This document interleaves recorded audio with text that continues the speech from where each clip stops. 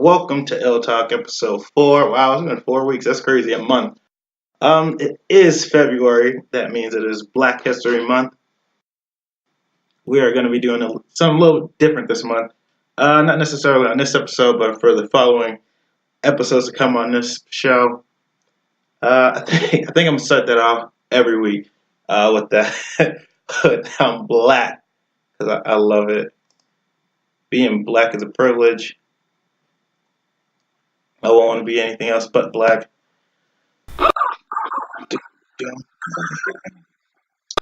I think this month we're going to do it instead of doing one podcast a week. We're going to try that twice a week. So Sundays, our regular upload time, and then also Wednesdays going to be a special thing every week. So we're going to upload twice a week, only because it's February. So loop to this song playing now. Kendrick Kendrick Kendrick did just finish making the album for Black Panther, which comes out February 16th. I repeat, February 16th. Go buy tickets. Go support. This is the Black Marvel film. This is the film for us. All black cast, black director, black writers. Well, not all black. I think there's some characters in the movie that are white, but majority black. It's a black movie, black superhero movie. We need to show out. It's already set records of pre-ticket sales. Let's make it be the greatest film ever in the box office.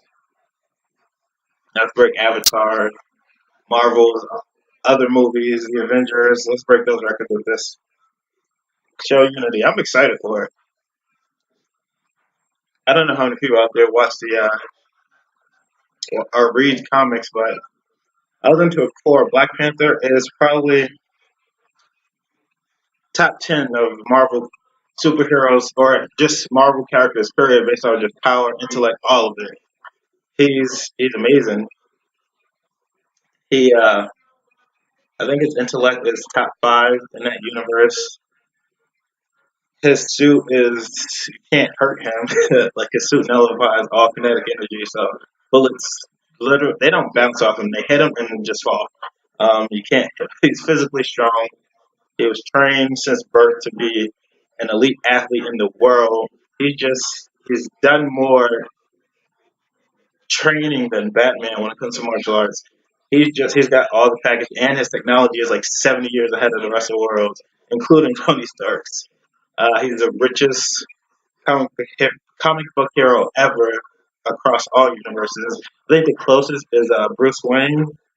I think Bruce Wayne has like $60 billion. Black Panther has like $600 billion. Like it's not even close. I think he has more than the rest of the top 10 on that list combined. We just need support. I'm excited for it. Get your dashikis ready. Whatever African, truly black stuff you need. Let's show up, show out, get it. Number one everywhere.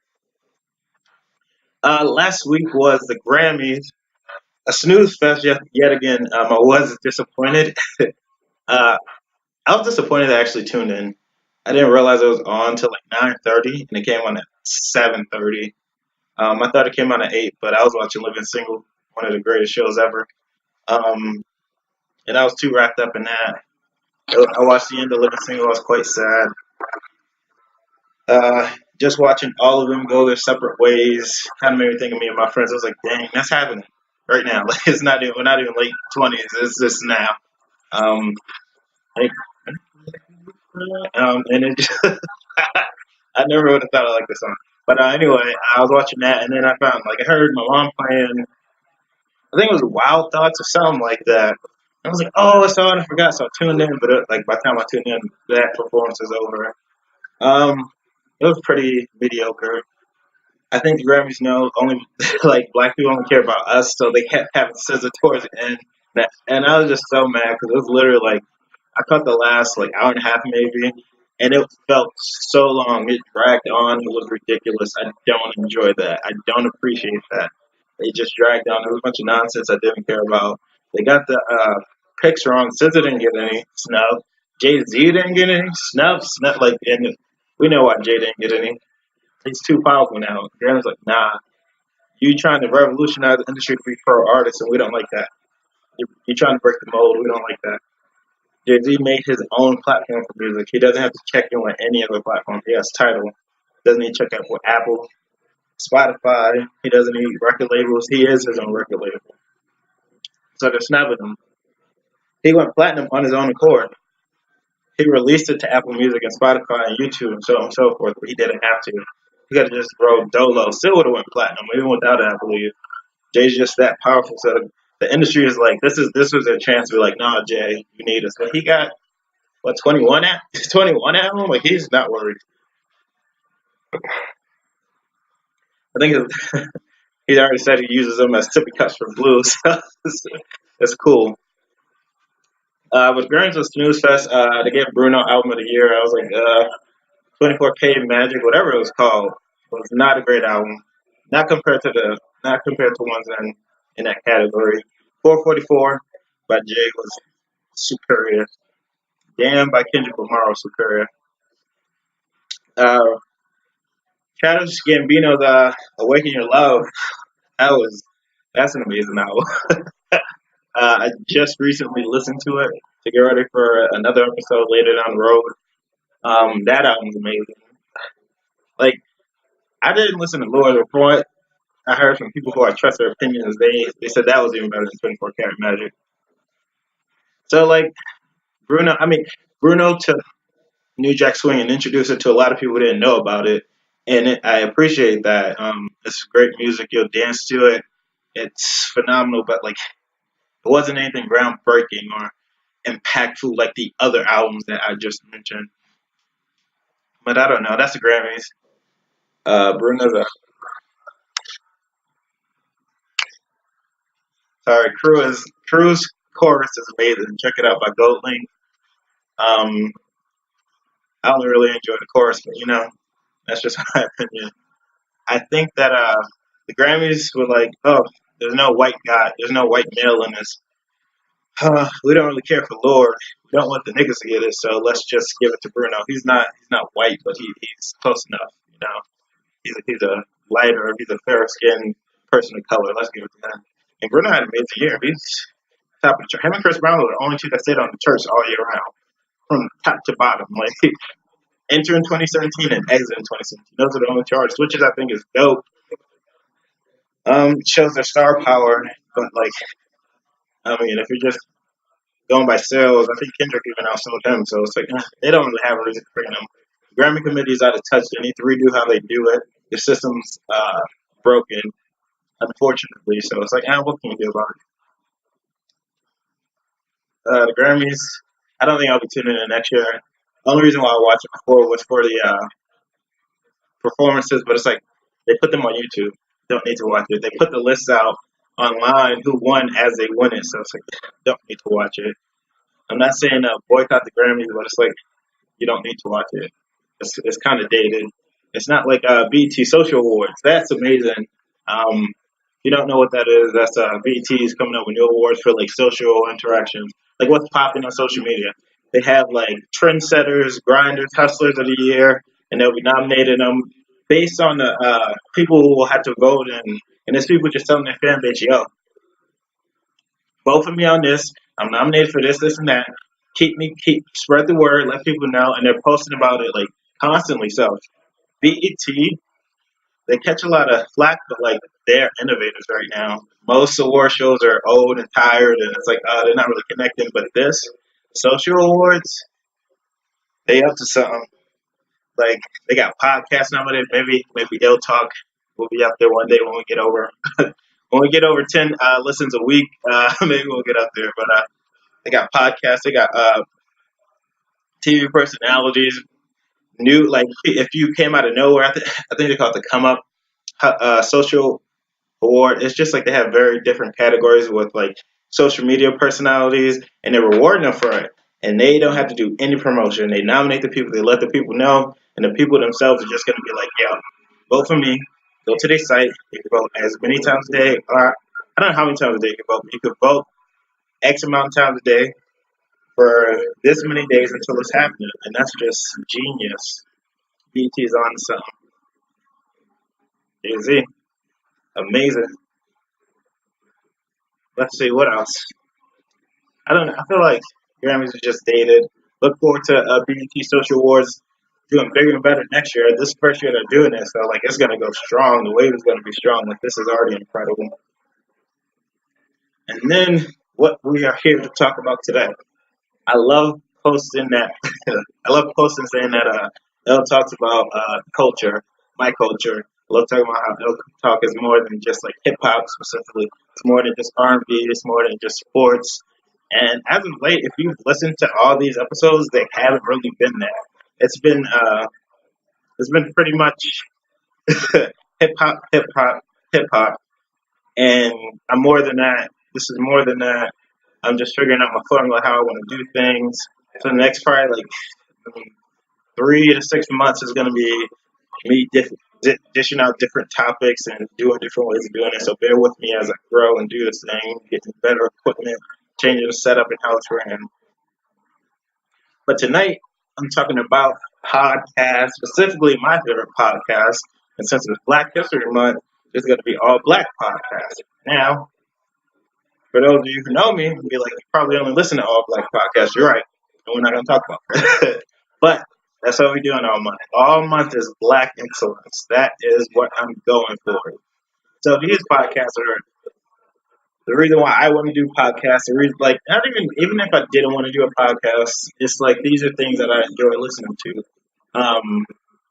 Oh yeah, most of these are just like social podcasts, except for one. One is like a sports specific podcast, but they do talk about social issues. Starting off, I want to talk about the Bodega Boys, Jesus and Miro. They have so much energy. I think they're the most impressive out of everybody else on this list. They have a TV show on Viceland called Jesus and Miro, where they talk about social, like what's going on in the world 5 days a week. So 5 days a week, they're talking for an hour. They get guests sometimes to shed new light on like different projects and stuff. But 5 days a week, they're talking what's going on every day, Monday through Friday. What's new, what's popping, what's happening, politics, hip hop, everything. And then they do a weekly podcast. Once a week, they entertain you for an hour and a half, 2 hours, on top of the 5 hours that they give to you every day on Viceland. And it's never stale. They don't repeat the same stuff, and that's incredible. What I've learned just doing this 4 times, well, 6 or 7 if you include the times that one of them got deleted, but we're not going to talk about that. I'm not bitter. Shout out to Apple for losing them. But anyway, I learned that this is not easy. This podcasting, radio, anywhere where you have to talk to a camera or a thing for how much you do it. I aim for 20 to a half hour every show because I'm just starting, but like doing that is not easy. That's what I've learned. Like they do it so effortlessly and they're so entertaining. Mero is animated. Jesus is animated. I think Mero is more animated. Jesus is a Jamaican from the Bronx who is highly educated. And he's also bald, so he looks like a skinny, short Tommy with a goatee. That's what Jesus looks like. But he kind of has that like political hot takes that's witty with it. Then you got Meadow, who is a Dominican from the Bronx, and they both like they both work together so well. Mero is a Dominican from the Bronx who is animated. He's always smacked. he I'm laughing so much just thinking about this stuff. But like he's always smacked. He's always giving like great impressions. Like he does an amazing Donald Trump impression. If you did not know that, now you know. Mero cracks me up every time he does it. And Donald Trump messes up so much that they do it a lot. And he always has some fresh, funny thing to say about Donald Trump, and I enjoy it. But they complement each other so well. And they've been doing it for like 4 or 5, I forget how long, at least 5 years. No more, probably like, no, 5, 6 years they've been working together, doing different studios, working on Complex, started their podcast on Red Bull, and now they're on Viceland doing their own show. Like they just keep for years. I don't think people understand how hard it is. That is a skill. That is more than just talent. That is a skill to be that funny, that consistently every day on multiple venues for years. And they're not slowing down. As I said, they're both from the Bronx. They went to high school together, and like they just linked up on Twitter, and it's been a wrap since then. Recently, they've been on New York. They've been New Yorkers of the Year, dominating every New York magazine. I used to see their clips once in a while on Facebook and stuff like that, but I wasn't really checking for them. And then one night, I was like, "Oh, let me try it." Been hooked ever since. I think they're probably the most watched, the most listened to that I have. This is about podcasts, but Jesus and Mero, the show is quite entertaining. I advise you to check it out on like YouTube or like Viceland if you got it. Then Bodega Boys. Bodega Boys are amazing. Um, their podcasts, they just first of all, they just chill all day, and they're informative and they're funny. I don't think you do like, and it's underrated funny. Like if you go in there, if you have a bad day, watch Jesus and Mero. I promise you won't be upset about anything. I watch them the most out of everybody on this list and listen to them the most. Bodega Boys on SoundCloud, YouTube, iTunes. Jesus and Mero on Viceland. Check them out. Next is probably the greatest podcast idea ever in history. Arguably the greatest idea ever of all time when it comes to entertainment. Nori and DJ EFN's Drink Champs. I think that was the first podcast. I was like, you know what? Maybe I should try that. I don't think how underrated this. Like it's so good. This idea is so good. It's like why hasn't anybody else done this before? Nori is an amazing. He's a legend. He's a rap legend from the '90s, and I loved his Breakfast Club interviews.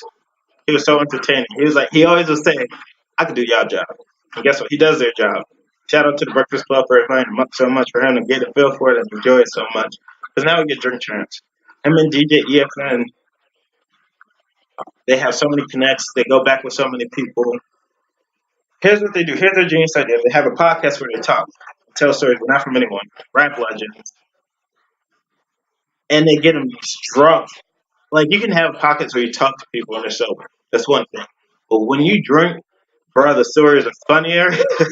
It's more entertaining. They tell you something they wouldn't normally tell you if they were sober. Like it is that is the most brilliant idea in podcast history. I think he knows it and he's expanding into other things. But like that is the greatest idea probably in entertainment history. I don't I don't think people understand. It's like yeah, like and it's so like who why didn't no one think of that before? Right under everybody's noses.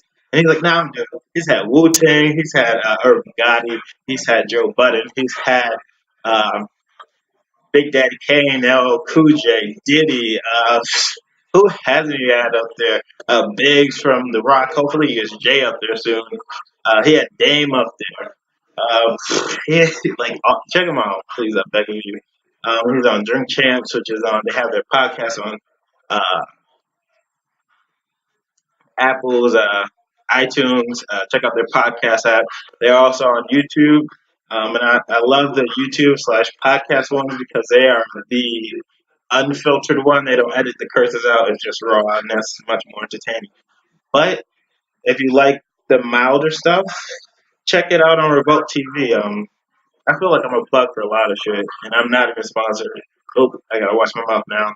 So I've had this podcast for this is my fourth episode, so fourth week, and I told my mom about it like 2 weeks ago or something like that, or 3 weeks ago. Whenever I had one or two out, and I think I mentioned it, but she never really paid attention to it. But tonight she was like they seen my equipment. I got a mic stand, mic, amp, a bunch of other stuff, and I think they thought I was gonna start making songs because I mentioned SoundCloud and they see a mic and a mic arm and all this other stuff.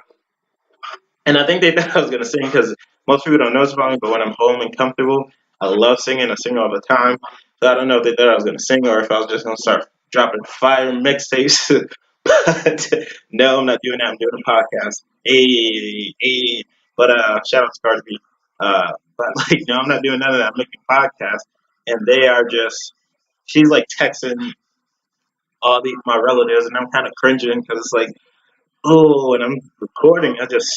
I'm in a room, dolo, isolated, just talking to a mic, and I'm just comfortably speaking. And I don't talk the way I talk around my family when I'm like with my by myself or with my friends. Like I don't curse around my family.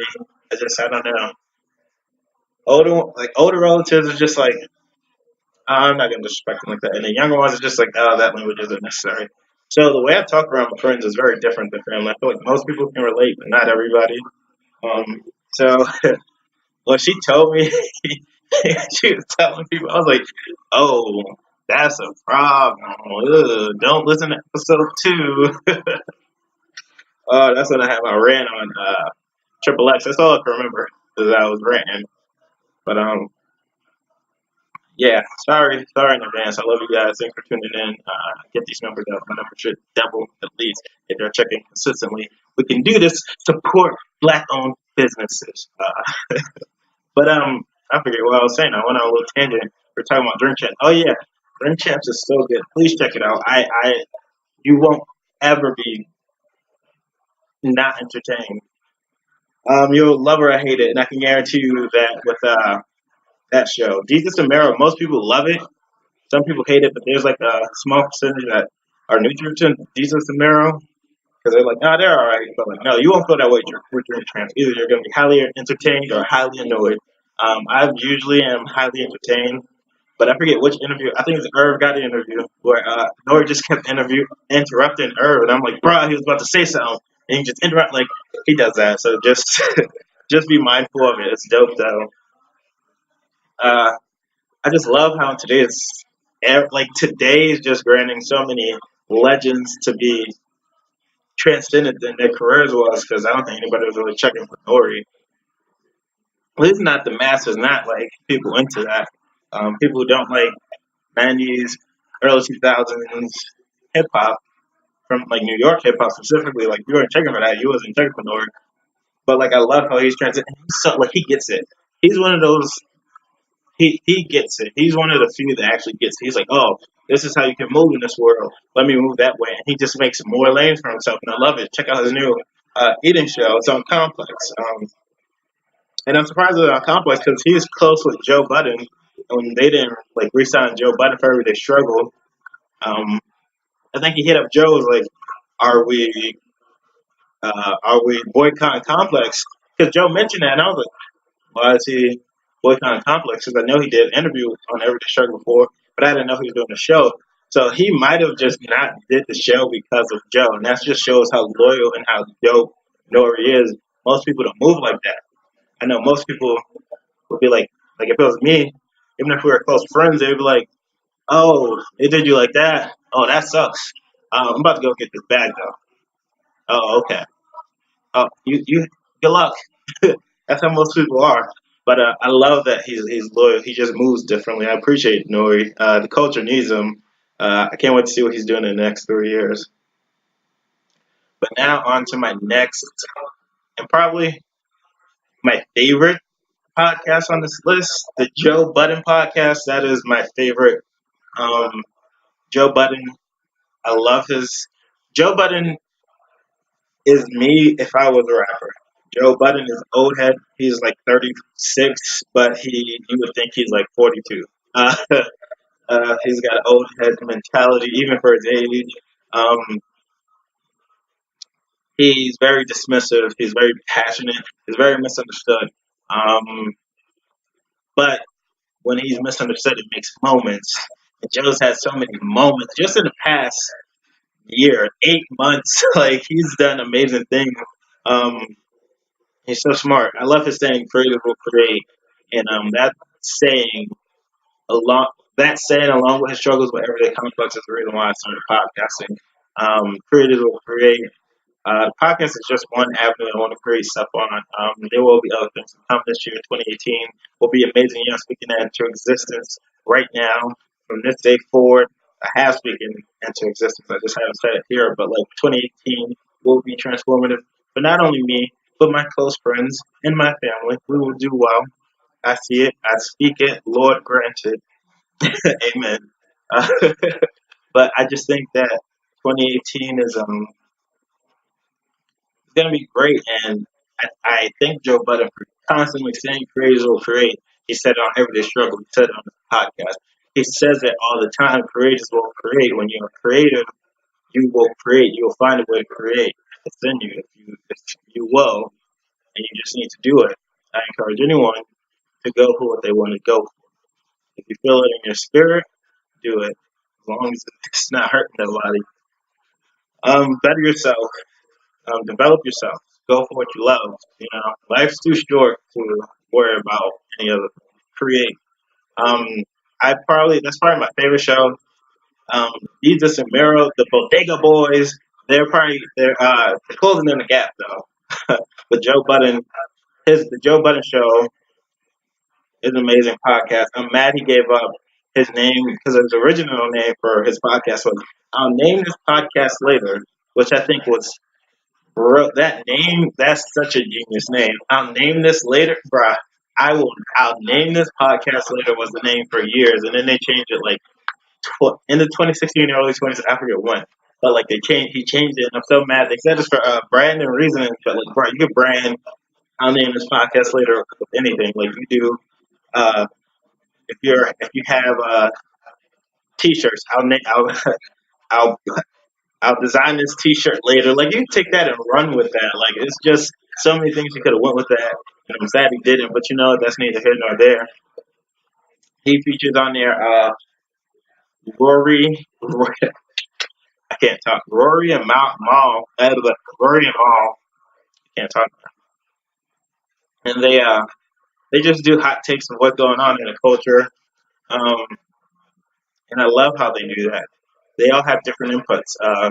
Rory's a short, ginger, white guy. I think he's in his late 20s. Who I think he's from New York. I don't know where he's from. New York, New Jersey, somewhere on the East Coast. And he often plays a devil's advocate role, which is perfect for a white person on a black podcast. um, and it's he's just that. It's easy for a white person to play devil's advocate because Rory is of the culture, I believe, but like it's easier for them to be like, well, using my privilege, this is how he doesn't really do it like that. He's very well at playing that devil's advocate role. It's entertaining. And then you have Maul, a mid 30s black guy from New York. I think from Harlem. Who's if Joe was here, he'd call him very industry. He's got many connections. You might have seen him on the Kardashians, but yeah, he's well connected. He offers a very like a New Yorker mentality on things. He tries to be that cool, suave, sophisticated guy. Like if you could think of that kind of guy, that's Mom. He likes he's very consistent on when people should be loyal and when they shouldn't. Um, yeah, he's sensible. He's a sensible one, I think. And then on the opposite end, you have Joe Budden. Plus that he's rash, he's loud, he's yelling, he's light skinned, but he's always mad and yelling, so he's red. Very entertaining. He claims he has no industry friends, so he gets very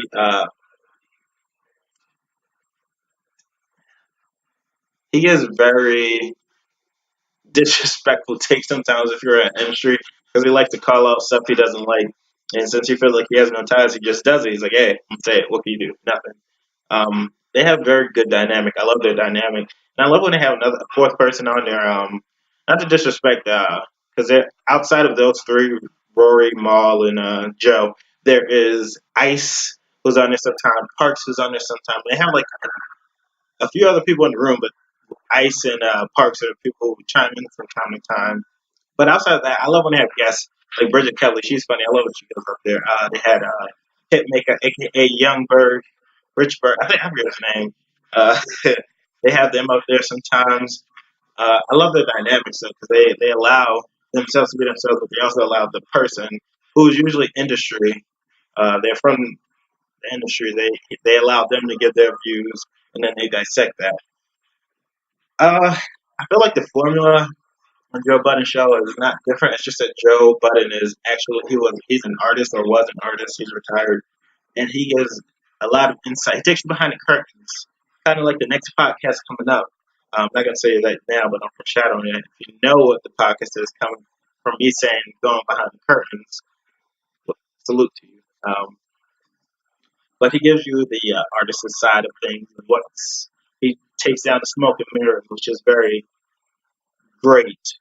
Um, and then they also do hot takes and stuff like the typical stuff. But I love what their segment is different because they do sleepers where they play songs that aren't as popular as they should be, but they're really good songs usually. There's three people, so they play three different songs. Sometimes it's all R&B, sometimes it's like a mix of different genres, but it's all usually good songs. Um, they do. That's the only difference from their podcast. Um, and then I have probably the podcasts I've listened to the second most. Yeah, I want to say that. The next podcast up is Brilliant Idiots. I think out of all this list, only one podcast I listened to before that. Um, this is a show, a podcast starring Charlamagne God, who's on the Breakfast Club, formerly Guy Code and Guy Court. He does a lot of producing things. He has a book out, Black Privilege, where he dissects why it's a privilege to be black. Um, then he also has his co-star Andrew Schultz, who is a white guy um, who provides a very different, open-minded but still ignorant about things white guy. He gets that kind of opinion. Andrew Schultz is a comedian, so he's not dumb, but like he's not aware of the full black experience. And then him and Charlemagne have a dialogue, um, trying to get to a understanding, a place of understanding, which is great. I love that they do hot takes. They do nothing outside of ordinary. They have guests here and there, but usually it's just them two having a conversation about stuff. Usually they agree, but when they disagree, it usually causes. I like when they disagree, but they're understanding. They're communicating why they don't agree or why they don't understand stuff because it causes a dialogue that should be had more often. It's like a 40 something black guy from the South talking to like a late 20 something white guy from like, I forget where it's from, somewhere on the East Coast, somewhere on the Northeast Coast.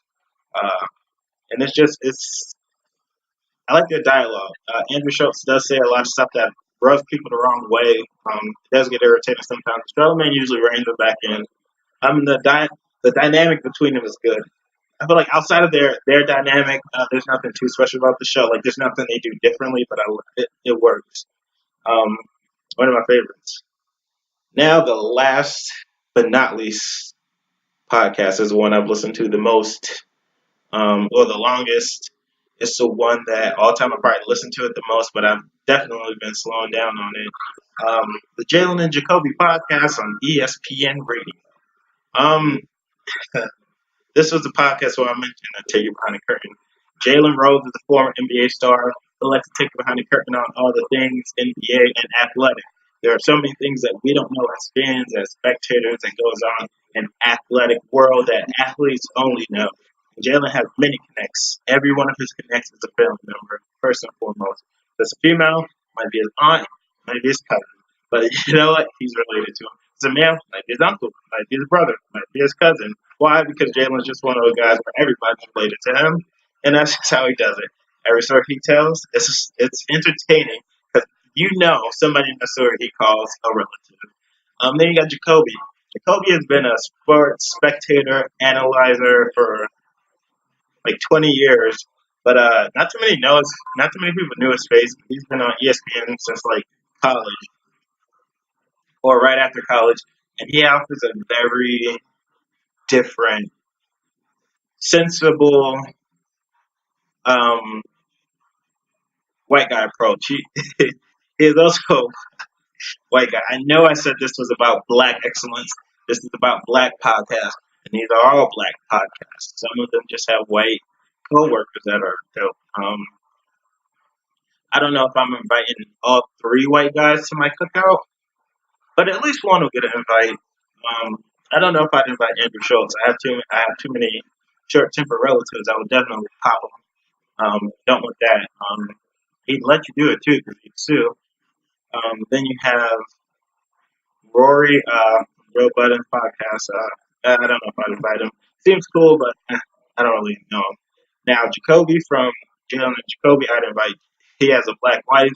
He's been in our culture for so. Well, he doesn't even. He's a white guy. He knows he's white. He owns his whiteness. He's like, yo, I'm white. He don't understand a lot of stuff, but he's learned a lot, and he sees what's unfair and what's not. He's very sensitive. He knows he's white. He owns it. He's invited to the cookout.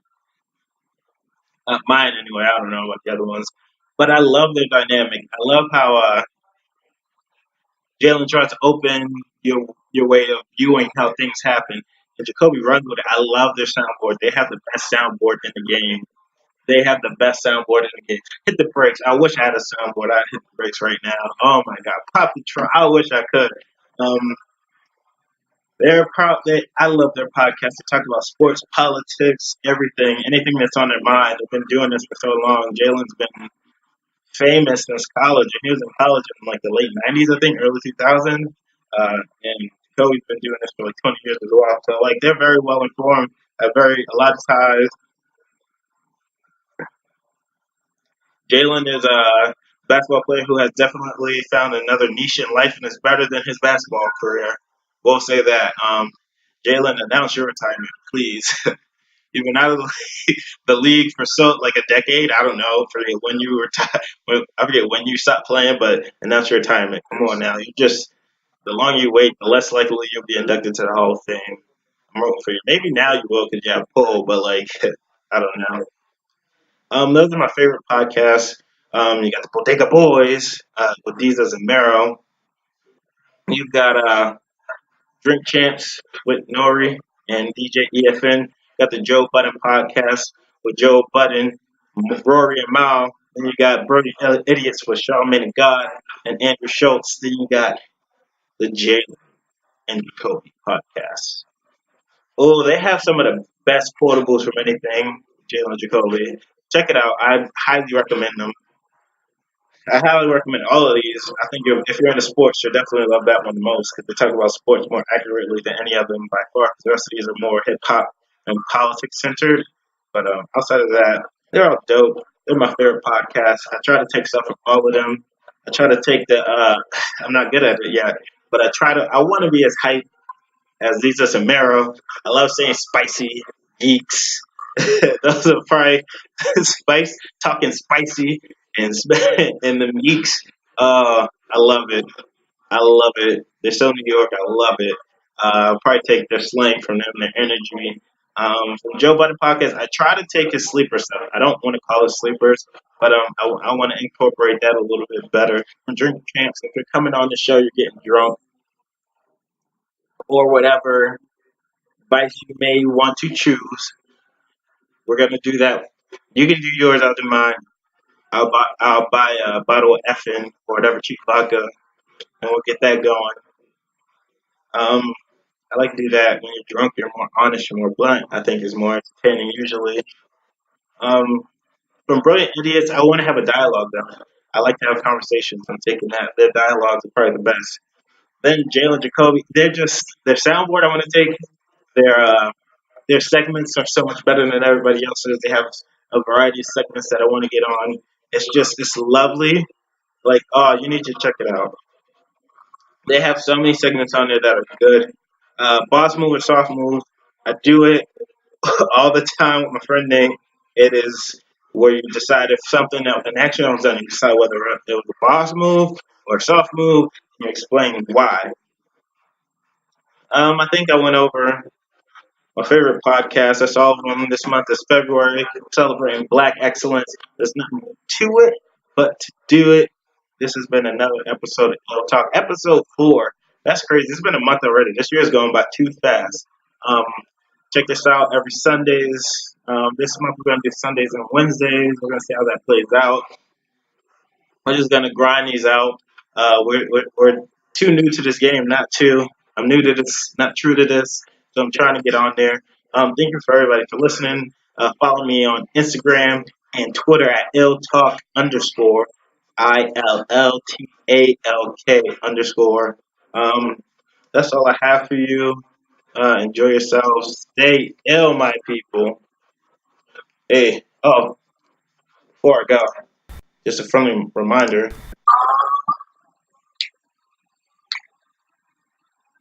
I'm black, y'all. And I'm blackity black and I'm black, y'all. I love this. Say good. February, Black Excellence. Check out Black Panther.